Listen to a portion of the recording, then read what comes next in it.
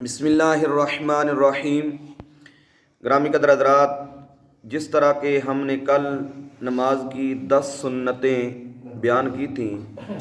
یہاں پر جو مذکور سنتیں ہیں وہ 18 ہیں، جن میں سے 10 سنتیں ہم نے کل بیان کر دی تھیں۔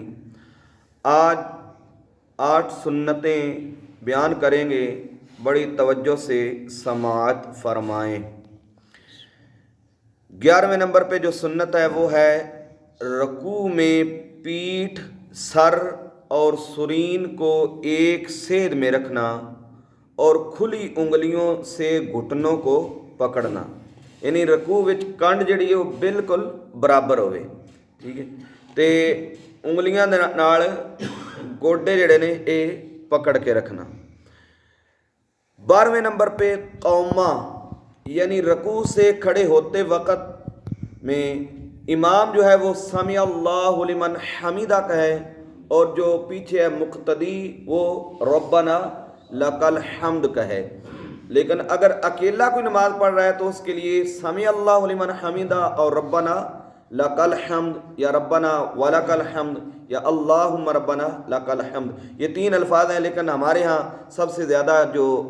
پڑھے جاتے ہیں وہ ربنا لک الحمد والا لفظ ہے۔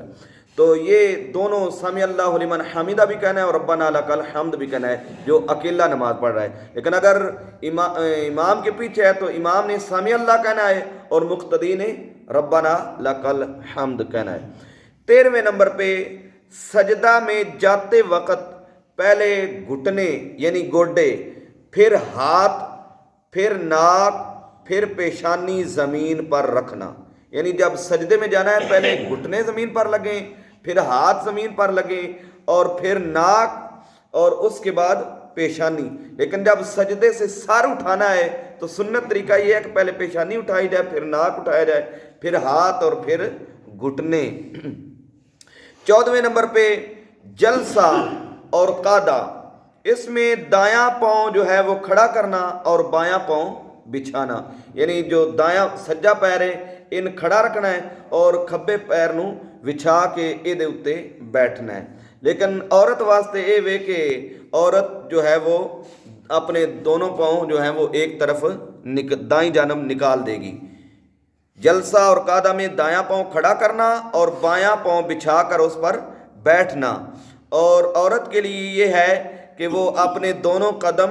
دائیں جانب نکال کر بیٹھے۔ 15ویں نمبر پہ سجدہ میں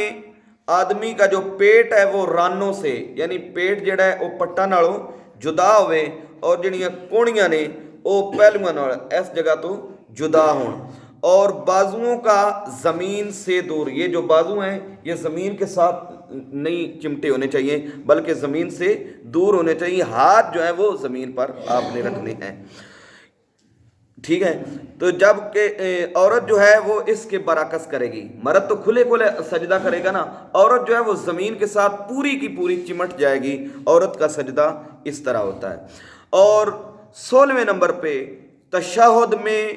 جب یعنی التحیات آپ نے پڑھنا ہے تو اس میں جب پڑھا جاتا ہے نا اشہد اللہ، اشہد کے بعد اللہ جب کھڑا کرنا ہے اللہ الہ، اشہد اللہ الہ، اللہ الہ پہ انگلی کو کھڑا کر دینا ہے، لیکن جب الا اللہ کہنا ہے تو انگلی کو نیچے رکھ دینا ہے۔ لیکن یہ یاد رکھنا یہ سنت ہے سنت، لیکن یہ سنت وہ ادا کرے جس کو اس کا پورا طریقہ آتا ہے، یعنی ہاتھ کا یہ انگلیوں کا حلقہ بنا لینا ہے، ٹھیک ہے، حلقہ بنا کے تو اس طرح اشہد اللہ الہ پہ انگلی کو الہ پہ کھڑا رکھنا ہے، اور الا اللہ جب کہنا ہے تو انگلی کو نیچے کر دینا، اشہد اللہ الہ الا اللہ پہ انگلی کو سیدھے کر دینا ہے۔ تو 17ویں نمبر پہ قعدہ اخیرہ یعنی جو آخری التحیات ہے اس میں درود ابراہیم پڑھنا، یعنی التحیات جو ہے وہ عبدو و رسولو تک پڑھنا واجب ہے، لیکن آگے جو درود ابراہیم ہے یا دعا ہے رب اجعلنی یہ سنت ہے۔ اور بھی دعائیں ہیں لیکن جو نماز میں ہم نے اکثر یاد کی ہوئی ہے وہ رب اجعلنی والی دعا ہے۔